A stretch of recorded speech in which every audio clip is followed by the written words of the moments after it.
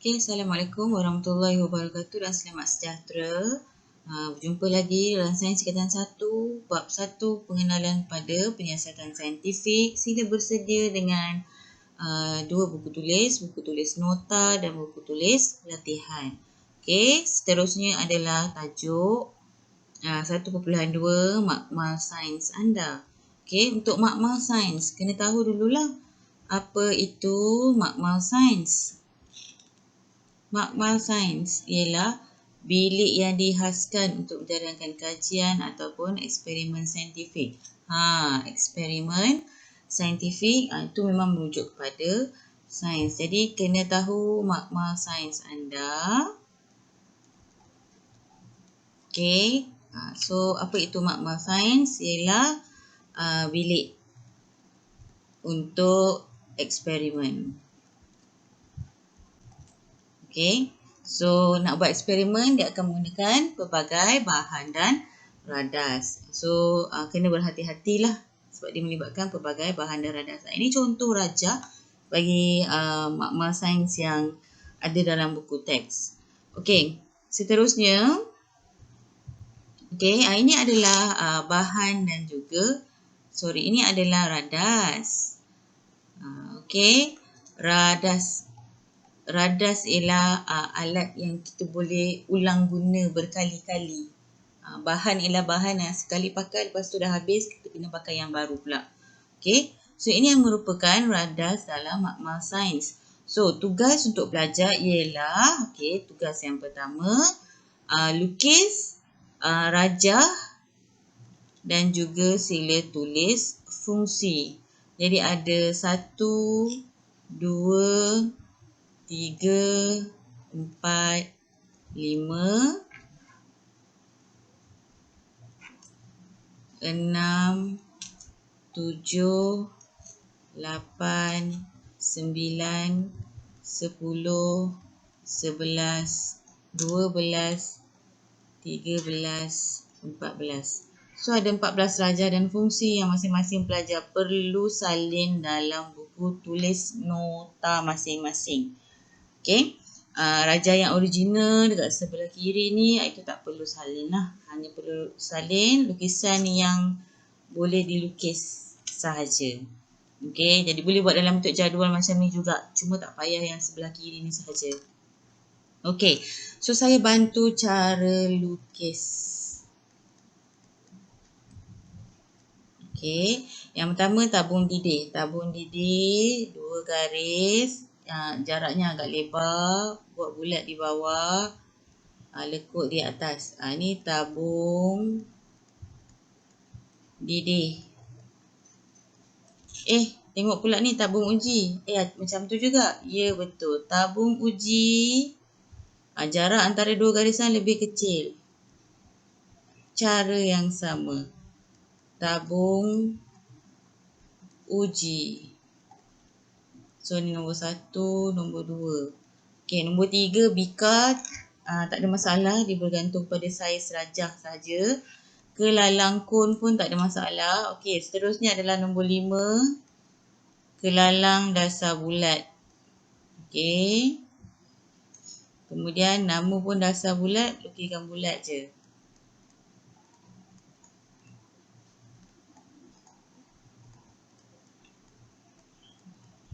Alright. Ini adalah kelalang dasar lepir. Mana dasar bulat? Salah ya. Tak ada pula dasar bulat. Tapi benda ni memang wujud lah. Nombor 5, dasar lepir. Lukis sikit. Kemudian lurus. Kelalang dasar lepir. Okey, seterusnya nombor 6, silinder penyukat. 2 garis. Kemudian bahagian bawah dia ada lagi 2 garis yang rapat. Dan silinder penyukat perlu ada garis-garis melintang macam tu. Itu mewakili nombor-nombor yang ada. Itu adalah skala dia.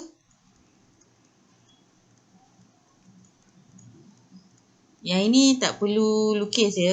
Maksud saya contoh cara lukis ni tak perlu lukis.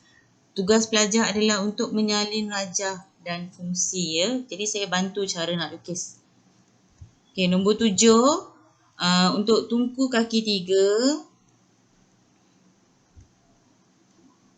Macam tu je. Tungku kaki 3. Okey. Nombor berapa ni? 10. Sorry. Nombor 9. Nombor 10. Kasar dawai. Pangkah. Itu kasar dawai. Okey. Dan akhir sekali nombor 12. Dia macam nombor 6 tu. Silinder penyukat. Bezanya adalah yang ni ada garis-garis melintang, yang ni tak ada. Ini balang guys. Okey, itu cara saya bantu untuk lukis. Lukisan saya kurang kemas, jadi pelajar boleh lukis dengan lebih kemas lagi. Alright, so seterusnya adalah simbol-simbol amaran.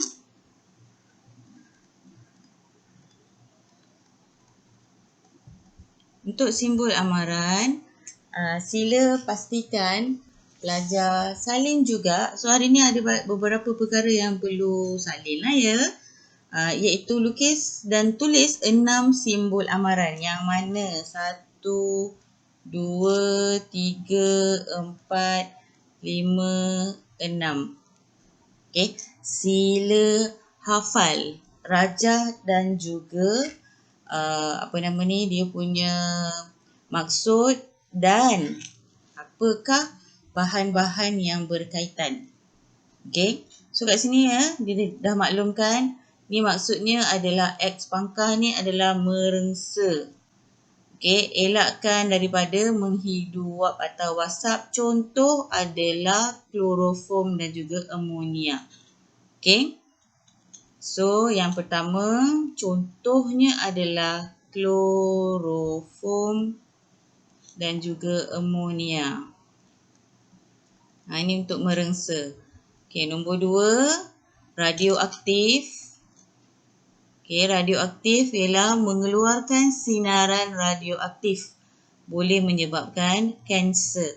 Contohnya adalah uranium dan juga plutonium.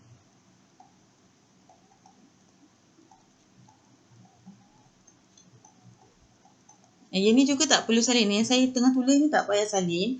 Hanya salin semula dalam buku nota, gambar dan juga maklumat serta contoh dia. Okey, nombor 3. Mengakis. Okey, mengakis ini bermaksud jangan sentuh kerana akan mengakiskan kulit. Bila kena kulit, cuci bahagian tersebut dengan air yang banyak. Okey, contoh. Asid, pekat, alkali, pekat. Ini contoh umum. Tapi kadang-kadang ada soalan, dia akan beri contoh yang lebih spesifik. Contohnya, kalau asid, perkataan depan dia ada asid apa? Asid sulfurik, pekat. Asid hidroklorik, pekat. Kalau alkali, depan dia nama lain, belakang dia ada hidroklorik.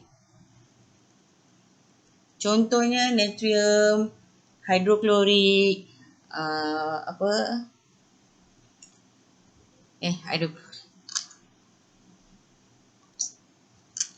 Contohnya belakangnya ada tulis Allahuakbar. Contohnya belakangnya ada tulis hidroksida. Okay, natrium hidroksida. Okay, belakangnya ada tulis natrium hidroksida. Itu salah satu contohnya lah. Okay, dan yang keempat, ni yang keempat, bahan beracun atau toksik. Jangan makan atau minum, menghidu, merasa.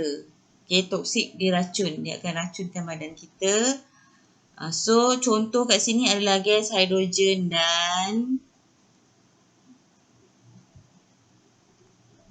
dan juga gas butana. Okay. Itu contoh.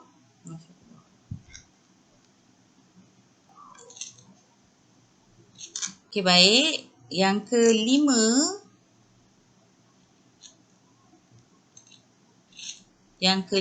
adalah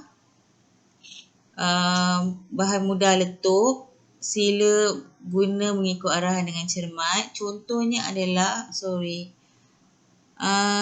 ini adalah contoh nombor 5. Masya Allah, Masya Allah. Ini nombor 5. Ini nombor 4. Cikgu Azian. Sorry, my mistake. Bahan mudah meletup adalah hidrogen dan butana. Itu nombor 5. Nombor 4, beracun toksik ialah merkuri dan klorin.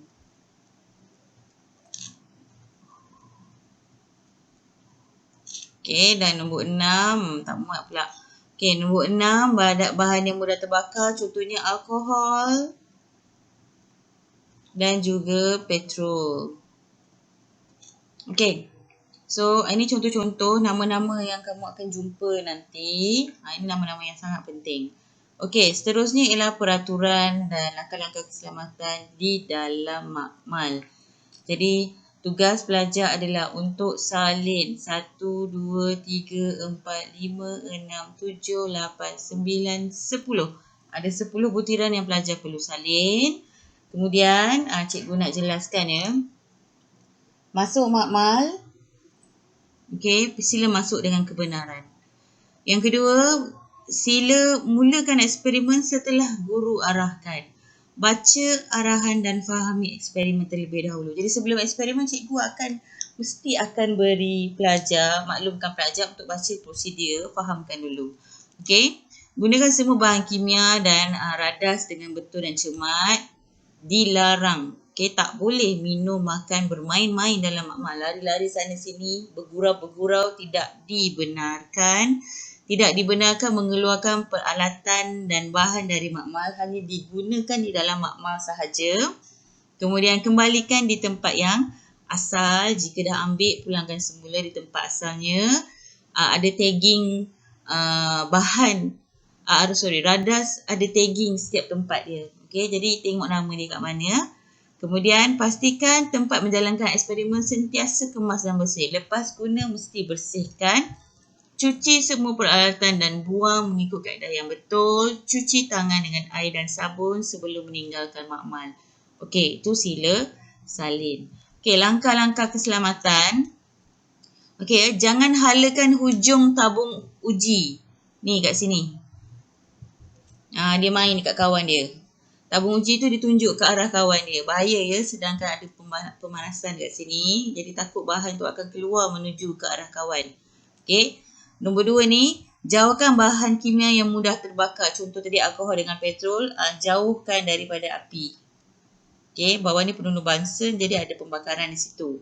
Okey, seterusnya, cara yang betul ialah gunakan cermin pelindung mata, goggle, bila campur dan panaskan bahan kimia. Tapi ini kita tak guna sebab kita tidak, ataupun penggunaan eksperimen yang memanaskan bahan kimia kita tak lakukan. Okey. Seterusnya, jangan merasa atau hidu. Rasa atau hidu ini tidak dibenarkan. Okey, next adalah apabila berlaku kemalangan, nak buat apa? Tadi ni dilarang ataupun perkara yang betul. Ini dah memang jadi dah. So jangan panik. First of all, ini nombor 1. Sila beritahu kepada cikgu. So first step adalah beritahu cikgu. Okey. Perkara yang kedua, kalau ada bahan kimia yang tumpah, sila beritahu cikgu. Okey. Kemudian kalau ada pecah dan sebagainya, maklumkan cikgu dulu, kemudian baru kita akan bersihkan dengan betul, dengan cara yang betul. Okey, contoh ya, kalau yang ketiga ni, kalau ada bahan kimia yang termasuk dalam mulut,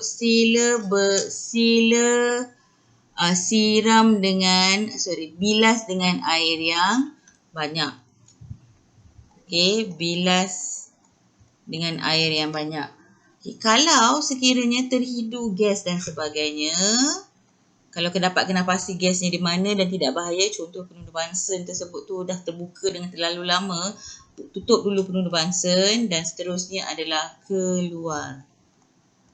Keluar ataupun jauhkan diri daripada kawasan tersebut. Okey? So, itu sahaja. Sekian. Terima kasih.